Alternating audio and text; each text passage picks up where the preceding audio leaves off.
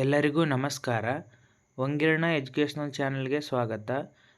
ನಾವು ಈ ತರಗತಿಯಲ್ಲಿ PSTR, GPSTR, HSTR ಪರೀಕ್ಷೆಗಳಿಗೆ GK ಪ್ರಶ್ನೆ ಪತ್ರಿಕೆಯಲ್ಲಿ ಕೇಳಬಹುದಾದಂತಹ GK ಪ್ರಶ್ನೆಗಳ ಬಗ್ಗೆ ನಾವಿಂದು ಅಧ್ಯಯನ ಮಾಡೋಣ.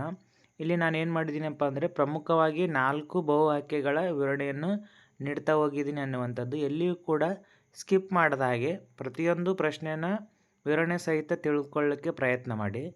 ಹೆಚ್ಚು ಸಮಯ ವೇಸ್ಟ್ ಮಾಡದೆ ಮೊದಲನೇ ಪ್ರಶ್ನೆ ಕಡೆ ಹೋಗೋಣ.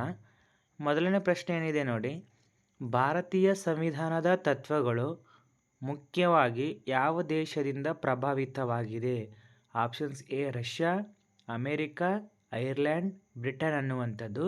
ಇಲ್ಲಿ ಮುಖ್ಯವಾಗಿ ಸರಿಯಾದ ಆನ್ಸರ್ ಯಾವುದು ಅಂತಂದರೆ ಐರ್ಲ್ಯಾಂಡ್ ಅನ್ನುವಂಥದ್ದು. ಈ ಐರ್ಲ್ಯಾಂಡ್ ದೇಶದಿಂದ ನಾವೇನು ಮಾಡ್ಕೊಂಡಿದ್ದೀವಿ, ಮುಖ್ಯವಾಗಿ ಸಂವಿಧಾನದ ತತ್ವಗಳನ್ನು ಎರವಲು ಪಡೆದುಕೊಂಡಿದ್ದೀವಿ ಅನ್ನುವಂಥದ್ದು.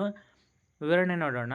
ಐರ್ಲ್ಯಾಂಡ್ ನೋಡ್ರಿ, ಯಾವ್ಯಾವ ದೇಶಗಳಿಂದ ನಮ್ಮ ಸಂವಿಧಾನದಲ್ಲಿ ಯಾವ ತತ್ವಗಳನ್ನು ಅಳವಡಿಸ್ಕೊಂಡಿದ್ದೀವಿ ಅನ್ನುವಂಥದ್ದು. ಐರ್ಲ್ಯಾಂಡ್ ದೇಶದಿಂದ ನಾವು ರಾಜ್ಯ ನಿರ್ದೇಶಕ ತತ್ವಗಳನ್ನು ಅಳವಡಿಸಿಕೊಂಡಿದ್ದೀವಿ. ಮತ್ತು ರಷ್ಯಾ ದೇಶದಿಂದ ಮೂಲಭೂತ ಕರ್ತವ್ಯಗಳು, ಸಂವಿಧಾನದ ಪೀಠಿಕೆಯಲ್ಲಿನ ಆದರ್ಶಗಳನ್ನು ಬಗ್ಗೆ ನಾವು ಅಳವಡಿಸ್ಕೊಂಡಿದ್ದೀವಿ.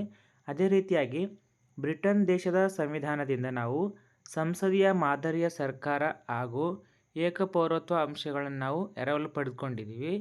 ಅದೇ ರೀತಿಯಾಗಿ ಅಮೇರಿಕಾ ಸಂವಿಧಾನದಿಂದ ಮೂಲಭೂತ ಹಕ್ಕುಗಳು, ನ್ಯಾಯಾಂಗದ ಪರಿಶೀಲನೆ, ಉಪರಾಷ್ಟ್ರಪತಿಯ ಹುದ್ದೆ ನಾವು ಎರವಲು ಪಡೆದುಕೊಂಡಿದ್ದೀವಿ. ಅದರ ಜೊತೆಗೆ ಜರ್ಮನಿಯ ಸಂವಿಧಾನದಿಂದ ತುರ್ತು ಪರಿಸ್ಥಿತಿಯ ಒಂದು ಸೇವೆಗಳನ್ನು ಯಾವ ರೀತಿಯಾಗಿ ಇಂಪ್ಲಿಮೆಂಟ್ ಮಾಡಬೇಕು ಅನ್ನುವಂಥದ್ದು ನಾವು ಎರವಲು ಪಡೆದುಕೊಂಡಿದ್ದೀವಿ ಅನ್ನುವಂಥದ್ದು ಮುಖ್ಯವಾಗಿ ಕೇಳಿರುವಂತಹ ಪ್ರಶ್ನೆಗಳಾಗಿದೆ ನೋಡ್ರಿ. ಇವೆಲ್ಲವೂ ಯಾವ್ಯಾವ ದೇಶದ ಸಂವಿಧಾನಗಳಿಂದ ನಾವು ಯಾವುದನ್ನು ಎರವಲು ಪಡೆದುಕೊಂಡಿದ್ದೀವಿ ಅನ್ನುವಂಥದ್ದು GK ಒಂದು ಪ್ರಶ್ನೆ ಪತ್ರಿಕೆಯಲ್ಲಿ ಕೇಳುವಂತಹ ಸಂಭವವಿದೆ.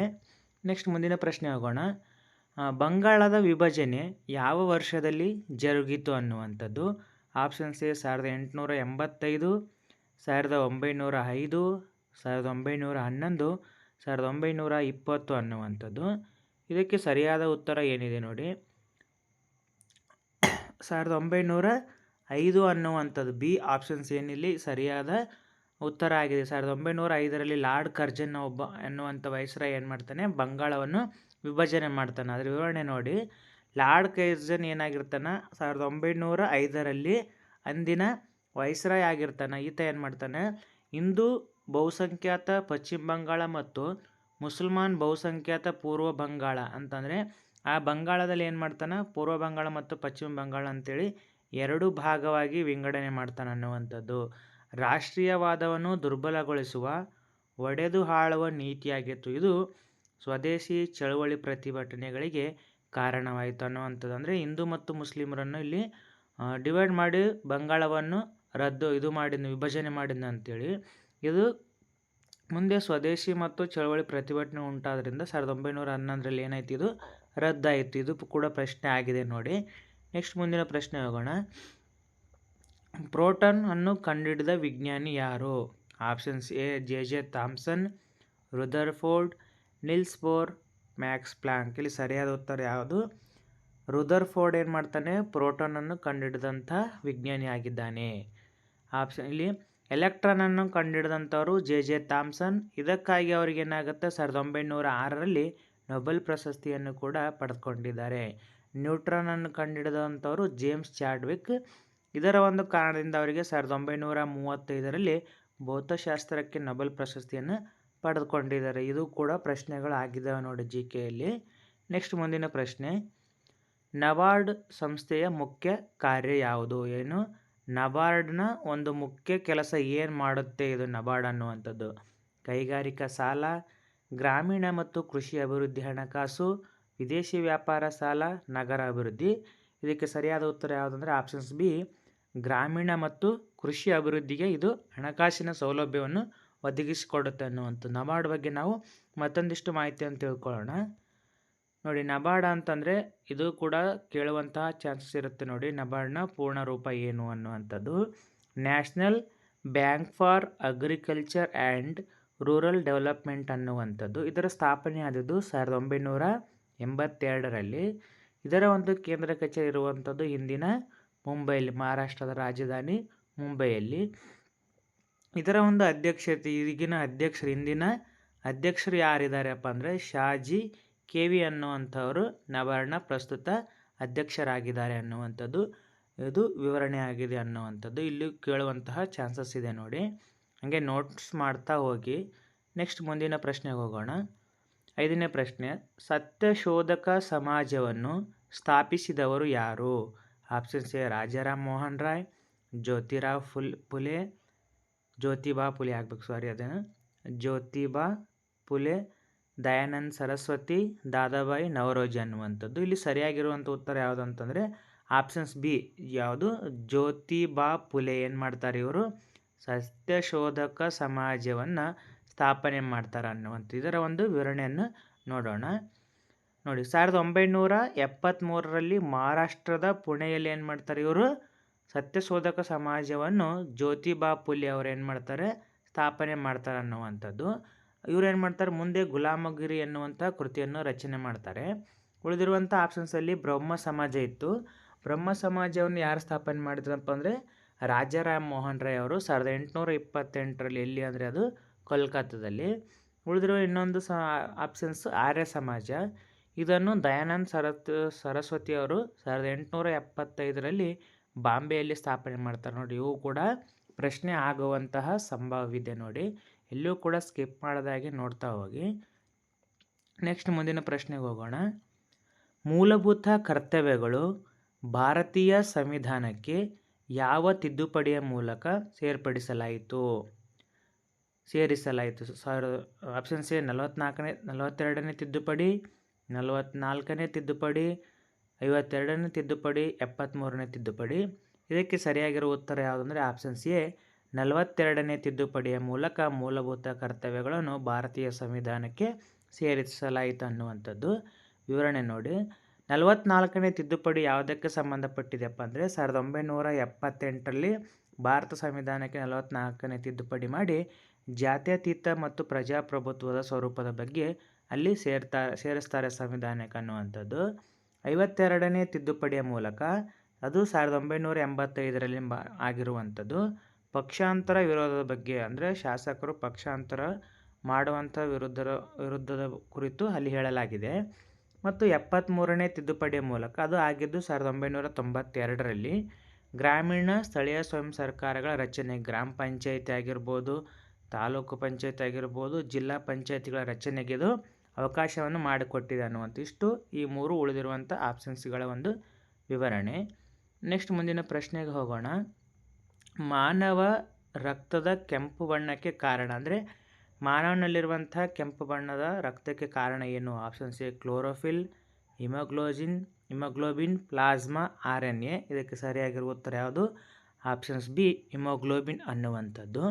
ನೋಡಿ, ಕ್ಲೋರೋಫಿಲ್ ಏನು ಕೆಲಸ ಮಾಡುತ್ತಪ್ಪ ಅಂದರೆ ಇದು ಸಸ್ಯಗಳು ದ್ಯುತಿ ಸಂಶ್ಲೇಷಣೆ ಕ್ರಿಯೆ ಮಾಡಲಿಕ್ಕೆ ತಮ್ಮ ಆಹಾರವನ್ನು ತಾವೇ ತಯಾರಿಸ್ಕೊಳ್ಳಿಕ್ಕೆ ದ್ಯುತಿ ಸಂಶ್ಲೇಷಣೆ ಕ್ರಿಯೆ ಮಾಡಲಿಕ್ಕೆ ಕ್ಲೋರೋಫಿಲ್ ಅನ್ನುವಂಥದ್ದು ಇದು ಕೆಲಸ ಮಾಡುತ್ತೆ ಅನ್ನುವಂಥದ್ದು. ಇದು ಎಲ್ಲಿರುತ್ತಪ್ಪ ಅಂದರೆ ಸಸ್ಯಗಳ ಎಲೆಗಳಲ್ಲಿ ಕಂಡು ಬರುತ್ತೆ ನೋಡಿ, ನೆನ್ಪಿಟ್ಕೊಳ್ರಿ. ಸಸ್ಯಗಳ ಎಲೆಗಳಲ್ಲಿ ಇದು ಕಂಡು ಬರುತ್ತೆ.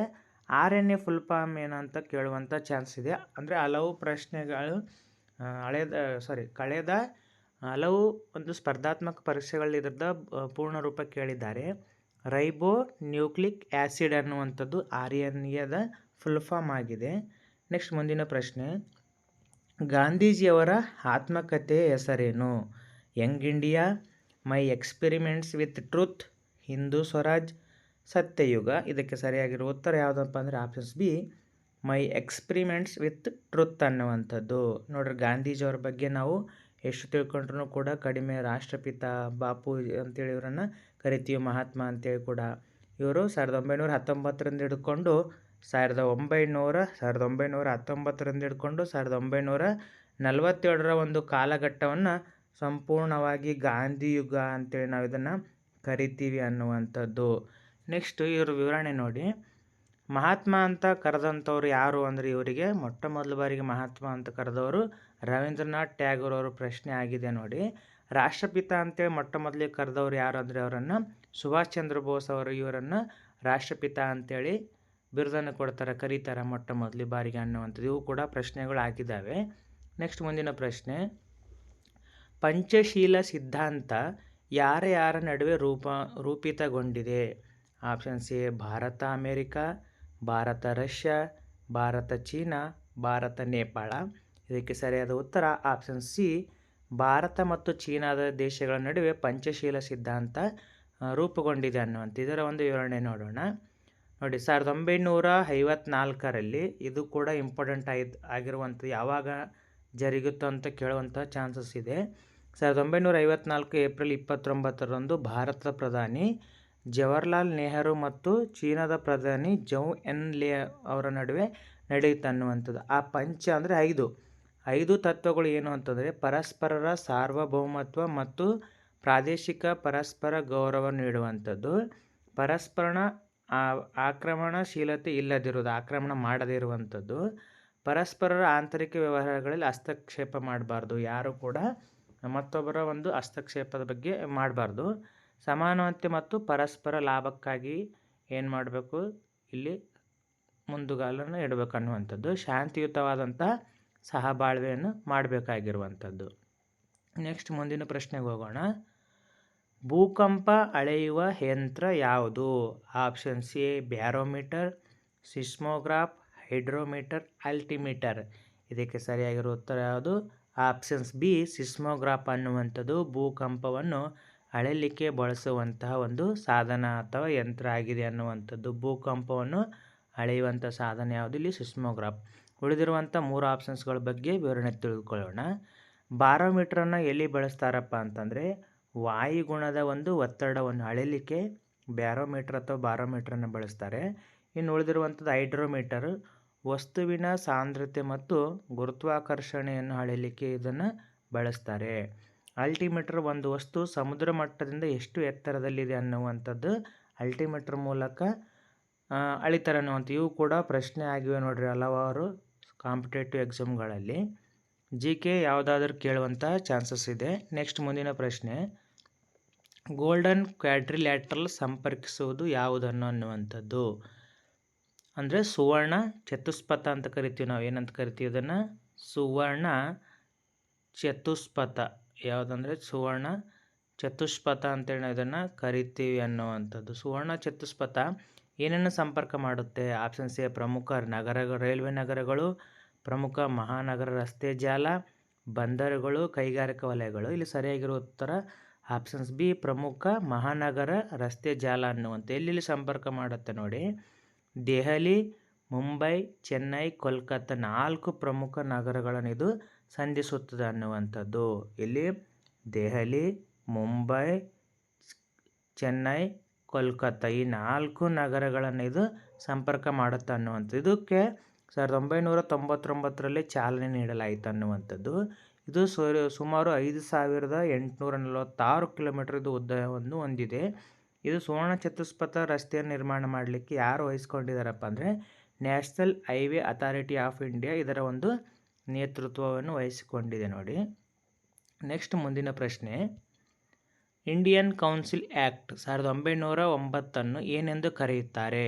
ಮಿಂಟೋ ಮಾರ್ಲೆ ಸುಧಾರಣೆ, ಮಾರ್ಲೆ ಚೇಂಬರ್ ಸುಧಾರಣೆ, ಮುರಳಿ ಇರ್ವಿನ್ ಸುಧಾರಣೆ, ಮೆಕ್ಡೊನಾಲ್ಡ್ ಸುಧಾರಣೆ ಅನ್ನುವಂಥದ್ದು. ಇಲ್ಲಿ ಸರಿಯಾಗಿರುವ ಉತ್ತರ ಮಿಂಟೋ ಮಾರ್ಲೆ ಸುಧಾರಣೆ ಅಂತೇಳಿ 1909 ಕಾಯ್ದೆಯನ್ನು ಕರೀತಾರೆ ಅನ್ನುವಂಥದ್ದು. ನೋಡಿ ವಿವರಣೆ ನೋಡೋಣ.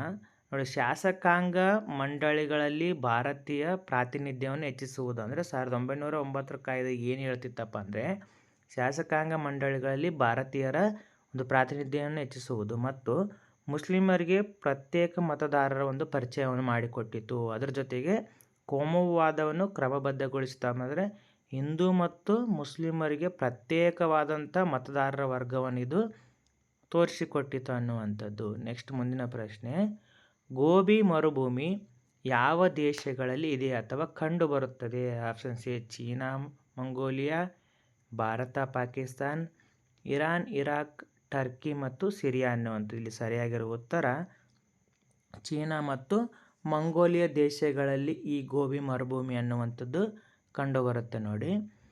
ಇದರ ಒಂದು ವಿವರಣೆ, ವಿಸ್ತೀರ್ಣ ಎಷ್ಟಿದೆಯಪ್ಪ ಅಂದರೆ ಸುಮಾರು 13 ಲಕ್ಷ ಚದರ ಕಿಲೋಮೀಟರ್ ಅದು ವಿಸ್ತಾರ ಹೊಂದಿದೆ. ಎಲ್ಲಿ ಕಂಡು ಬರುತ್ತಪ್ಪ ಅಂದರೆ ಮಂಗೋಲಿಯಾದ ದಕ್ಷಿಣ ಭಾಗ ಮತ್ತು ಚೀನಾದ ಒಂದು ಉತ್ತರ ಭಾಗಗಳಲ್ಲಿ ಇದು ಕಂಡುಬರುತ್ತೆ. ಗೋಬಿ ಅಂದರೆ ನಾವು ತಿನ್ನುವಂಥ ಗೋಬಿ ಅಲ್ಲ ನೋಡಿ. ಗೋಬಿ ಅಂದರೆ ಮಂಗೋಲಿಯನ್ ಭಾಷೆಯಲ್ಲಿ ನೀರಿಲ್ಲದ ಸ್ಥಳ ಅಥವಾ ಒಣ ಪ್ರದೇಶ ಎಂದರ್ಥ. ಕೇಳುವಂಥ ಚಾನ್ಸಸ್ ಇದೆ, ಕೇಳಿದ್ರು ಕೂಡ ಕೇಳಬಹುದು. ಗೋಬಿ ಅಂದರೆ ಮಂಗೋಲಿಯನ್ ಭಾಷೆಯಲ್ಲಿ ನೀರಿಲ್ಲದ ಸ್ಥಳ ಮತ್ತು ಒಣ ಪ್ರದೇಶ ಅಥವಾ ಒಣ ಪ್ರದೇಶ ಎಂದರ್ಥ. ಹವಾಮಾನ ಇಲ್ಲಿ ಹೆಂಗಿರ್ತಪ್ಪ ಅಂದರೆ ಬೇಸಿಗೆಯಲ್ಲಿ ತುಂಬ ಬಿಸಿ ಇದ್ದು ಮತ್ತು ಚಳಿಗಾಲದಲ್ಲಿ ತುಂಬ ಬಿಸಿ ಚಳಿಯನ್ನು ಇದು ಒಳಗೊಂಡಿರುತ್ತೆ. ಇಲ್ಲಿ ಪ್ರಮುಖವಾಗಿ ಒಂಟೆ, ಕಾಡು ಕುದುರೆ, ಹಿಮಚಿರತೆ ಮುಂತಾದ ಜೀವಿಗಳು ಇಲ್ಲಿ ಕಂಡು ಬರ್ತವೆ ಅನ್ನುವಂಥದ್ದು. ನೆಕ್ಸ್ಟ್ ಮುಂದಿನ ಪ್ರಶ್ನೆಗೆ ಹೋಗೋಣ. ರೈಟ್ ಟು ಎಜುಕೇಷನ್ ಕಾಯ್ದೆ ಜಾರಿಗೆ ಬಂದ ವರ್ಷ ಯಾವಾಗ? 2005, 2009, 2010, 2012. ಇದಕ್ಕೆ ಸರಿಯಾಗಿರೋ ಉತ್ತರ ಯಾವುದಂದರೆ 2009ರಲ್ಲಿ ರೈಟ್ ಟು ಎಜುಕೇಷನ್ ಅನ್ನುವಂಥ ಆ್ಯಕ್ಟು ಜಾರಿಗೆ ಬಂದಿತ್ತು. ಇದು ಏನು ಹೇಳುತ್ತೆ ನೋಡಿ. ಇದು 6ರಿಂದ 14 ವರ್ಷದ ಮಕ್ಕಳಿಗೆ ಉಚಿತ ಮತ್ತು ಕಡ್ಡಾಯ ಶಿಕ್ಷಣವನ್ನು ತಿಳಿಸಿಕೊಟ್ಟಿತು ಅನ್ನುವಂಥದ್ದು. ಮೊಟ್ಟ ಮೊದಲ ಬಾರಿಗೆ ಏನು ಹೇಳುತ್ತೆ, 6ರಿಂದ 14 ವರ್ಷದ ಮಕ್ಕಳಿಗೆ ಉಚಿತ ಮತ್ತು ಕಡ್ಡಾಯ ಶಿಕ್ಷಣ ಅಂತ ಹೇಳಿದ್ದು, ಮತ್ತು ಪ್ರತಿಯೊಂದು ಸರ್ಕಾರಿ ಶಾಲೆ ಅಥವಾ ಮಾನ್ಯ ಖಾಸಗಿ ಶಾಲೆ ಮಕ್ಕಳಿಗೆ ಶಿಕ್ಷಣ ಕೊಡಲೇಬೇಕು ಅನ್ನುವಂಥದ್ದು. ಮತ್ತು ಖಾಸಗಿ ಪ್ರೈವೇಟ್ ಸ್ಕೂಲ್ಗಳಲ್ಲಿ 25% ನೋಡ್ರಿ, ನೀವು 100 ಸೀಟ್ ಇದ್ದವಪ್ಪ ಅಂದರೆ ಪ್ರೈವೇಟ್ ಶಾಲೆಯಲ್ಲಿ 25 ಸೀಟ್ಗಳನ್ನು ಬಡ ಮಕ್ಕಳಿಗೆ ನೀಡಲೇಬೇಕು ಅನ್ನುವಂಥದ್ದು RTE ಆ್ಯಕ್ಟ್ ಪ್ರಕಾರ. ಮತ್ತು ಮಕ್ಕಳನ್ನು ಪರೀಕ್ಷಾ ಆಧಾರದಲ್ಲಿ ಫೇಲ್ ಮಾಡಿಸದಿರುವುದು ಅಥವಾ ಹೊರಹಾಕೋದು ನಿಷೇಧ. ಅಂದರೆ 8ನೇ ತರಗತಿ ತನಕ ಮಕ್ಕಳನ್ನು ಫೇಲ್ ಮಾಡುವ ಹಾಗೆ ಇಲ್ಲ ಅನ್ನುವಂಥದ್ದು.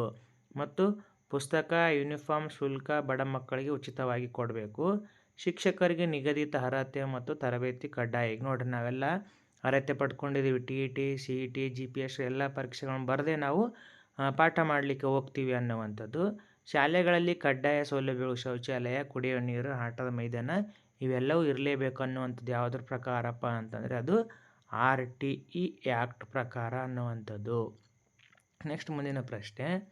ಭಾರತದ ಚುನಾವಣಾ ಆಯೋಗವನ್ನು ಸ್ಥಾಪಿಸಿದ ವಿಧಿ ಯಾವುದು? ಎಷ್ಟನೇ ವಿಧಿಯ ಪ್ರಕಾರ? Article 280, article 324, article 148, article 356. ಇಲ್ಲಿ ಆರ್ಟಿಕಲ್ ಅಂದರೆ ಏನಿಲ್ಲ, ವಿಧಿ ಅನ್ನುವಂಥದ್ದು. ಇದು ಸರಿಯಾದ ಉತ್ತರ ಯಾವುದಪ್ಪ ಅಂದರೆ ಆಪ್ಷನ್ಸ್ ಬಿ, ಆರ್ಟಿಕಲ್ 324ರ ಪ್ರಕಾರ ಭಾರತ ಸಂವಿಧಾನದಲ್ಲಿ ಭಾರತ ಚುನಾವಣಾ ಆಯೋಗಕ್ಕೆ ಸ್ಥಾಪನೆ ಮಾಡಲಿಕ್ಕೆ ಅನುವು ಮಾಡಿಕೊಟ್ಟಿದೆ ಅನ್ನುವಂಥದ್ದು. ಇದರ ಒಂದು ವಿವರಣೆ ನೋಡಿ. ಇವರನ್ನು ಭಾರತ ರಾಷ್ಟ್ರಪತಿಗಳು ನೇಮಕ ಮಾಡ್ತಾರೆ. ನೋಡಿ, ಚುನಾವಣಾ ಆಯೋಗದ ಮುಖ್ಯಸ್ಥರನ್ನು ಯಾರು ನೇಮಕ ಮಾಡ್ತಾರಪ್ಪ ಅಂದರೆ ರಾಷ್ಟ್ರಪತಿಗಳವರು ನೇಮಕ ಮಾಡ್ತಾರೆ. ಇದು ಕೂಡ ಪ್ರಶ್ನೆ ಆಗಿದೆ ನೋಡಿ. ಭಾರತ ಚುನಾವಣಾ ಆಯೋಗದ ಆಯುಕ್ತರನ್ನು ಯಾರು ನೇಮಕ ಮಾಡ್ತಾರೆ? ರಾಷ್ಟ್ರಪತಿಯವರು. ಇವರು ಸಾಮಾನ್ಯವಾಗಿ 6 ವರ್ಷ ಅಥವಾ 65 ವರ್ಷ ಯಾವುದು ಮೊದಲಾಗುತ್ತದೋ ಅವರು ಅಲ್ಲಿ ತನಕ ಅಧಿಕಾರಾವಧಿಯಲ್ಲಿ ಇರ್ತಾರೆ ಅನ್ನುವಂಥದ್ದು. ಭಾರತ ಇಂದಿನ ಚುನಾವಣಾ ಆಯೋಗದ ಮುಖ್ಯ ಆಯುಕ್ತರು, ಇದು ಪ್ರೆಸೆಂಟ್ ಯಾರಿದಾರಪ್ಪ ಅಂದರೆ ಇಂದಿನ ಭಾರತ ಮುಖ್ಯ ಚುನಾವಣಾ ಆಯುಕ್ತರು ಜ್ಞಾನೇಶ್ ಕುಮಾರ್ ಇದ್ದಾರೆ. ಉಳಿದಿರುವಂಥ ಆಪ್ಷನ್ಸ್ಗಳು 280ನೇ ವಿಧಿ ಏನು ಹೇಳುತ್ತೆ ನೋಡಿ. ಹಣಕಾಸು ಆಯೋಗದ ರಚನೆ ಬಗ್ಗೆ ತಿಳಿಸಿಕೊಡುತ್ತೆ. ಈ ಹಣಕಾಸು ಆಯೋಗದ ರಚನೆಯನ್ನು ಯಾರು ಮಾಡ್ತಾರಪ್ಪ ಅಂದರೆ ರಾಷ್ಟ್ರಪತಿಯವರು ನೇಮಕ ಮಾಡ್ತಾರೆ ಇದರ ಒಂದು ಅಧ್ಯಕ್ಷರನ್ನು. ಇದು ಎಷ್ಟು ವರ್ಷಗಳ ಕಾಲ ಕೆಲಸ ಮಾಡುತ್ತಪ್ಪ ಅಂದರೆ 5 ವರ್ಷಗಳ ಅವಧಿಗೆ ಇದು ಹಣಕಾಸು ಆಯೋಗ ರಚನೆ ಆಗುತ್ತೆ ಅನ್ನುವಂಥದ್ದು.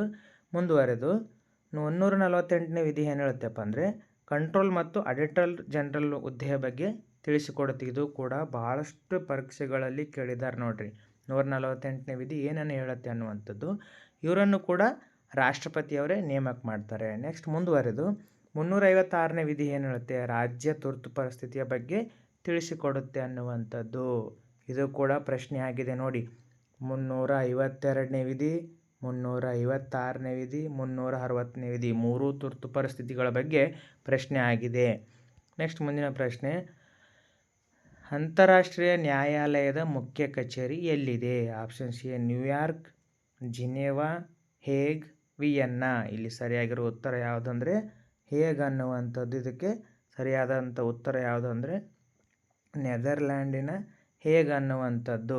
ಇಲ್ಲಿ ಸರಿಯಾದ ಉತ್ತರ ಹೇಗ್ ಅನ್ನುವಂಥದ್ದು. ಆಪ್ಷನ್ ಸಿ ಸರಿಯಾದ ಉತ್ತರ. ವಿವರಣೆ ನೋಡಿ.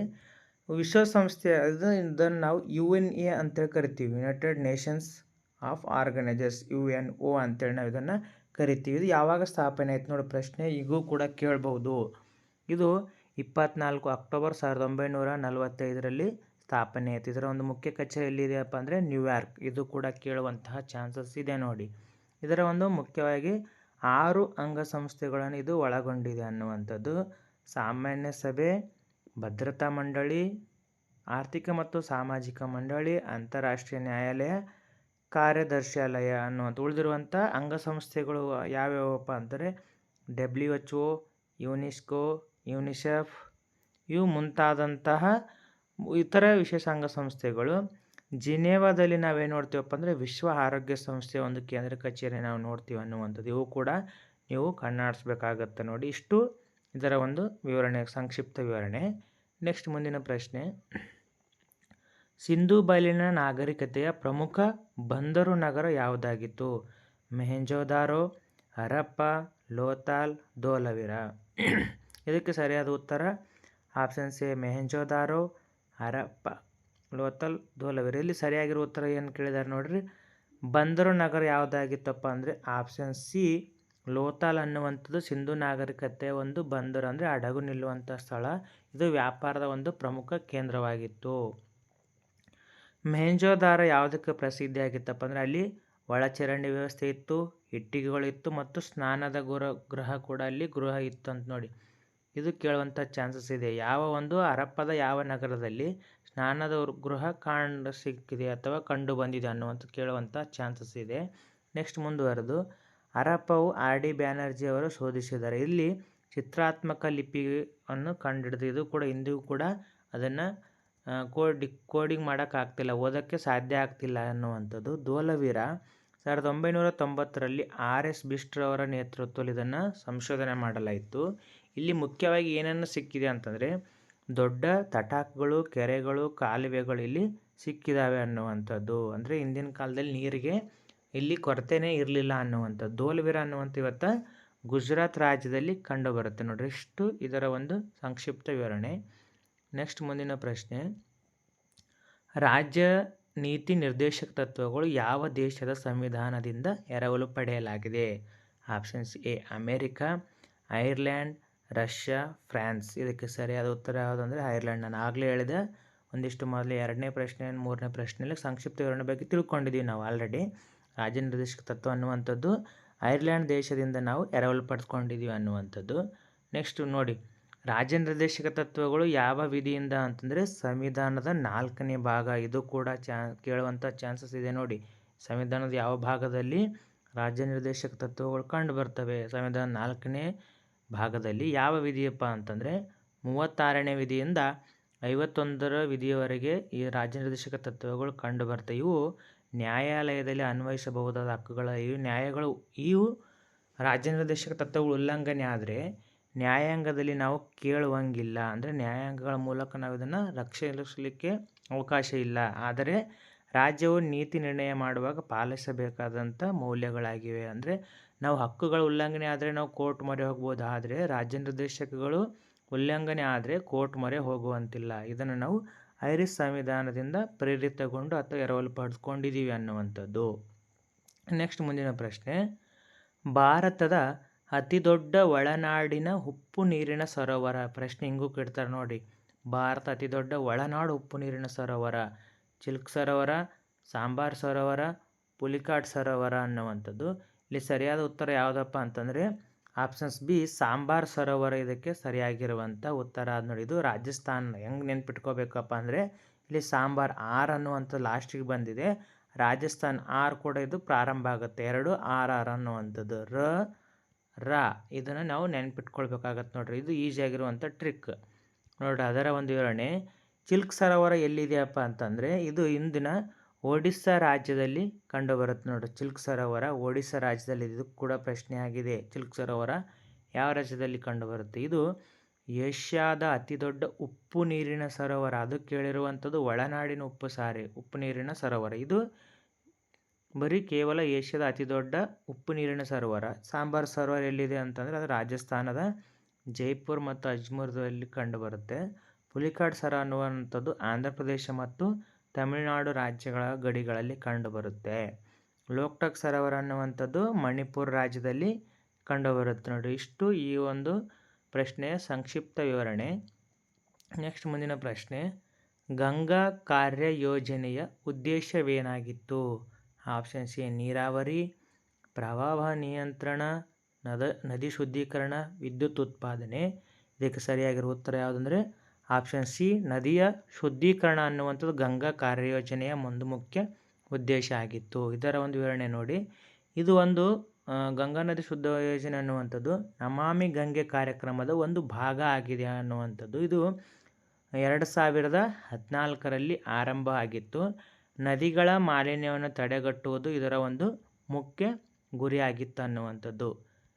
ಇಷ್ಟಾಗಿತ್ತು ಇವತ್ತಿನ ತರಗತಿಯ ಒಂದು ಸಂಕ್ಷಿಪ್ತ ಮತ್ತು ವಿವರಣೆ ಮತ್ತು GK ಪ್ರಶ್ನೆಗಳು. ಮುಂಬರುವಂಥ ತರಗತಿಗಳನ್ನ ಇನ್ನೊಂದಿಷ್ಟು ವಿಷಯಗಳೊಂದಿಗೆ ಮತ್ತೆ ಸಿಗೋಣ. ಯಾರೇನೂ ನಮ್ಮ ಚಾನಲ್ಗೆ ಸಬ್ಸ್ಕ್ರೈಬ್ ಮಾಡಿಲ್ವೋ ಪ್ಲೀಸ್ ಲೈಕ್ ಮಾಡಿ, ಶೇರ್ ಮಾಡಿ, ಕಮೆಂಟ್ ಮಾಡಿ, ಸಬ್ಸ್ಕ್ರೈಬ್ ಮಾಡಿ ನೋಡಿ. ಧನ್ಯವಾದಗಳು. ಮುಂದೊಂದು ವಿಡಿಯೋದಲ್ಲಿ ಸಿಗೋಣ.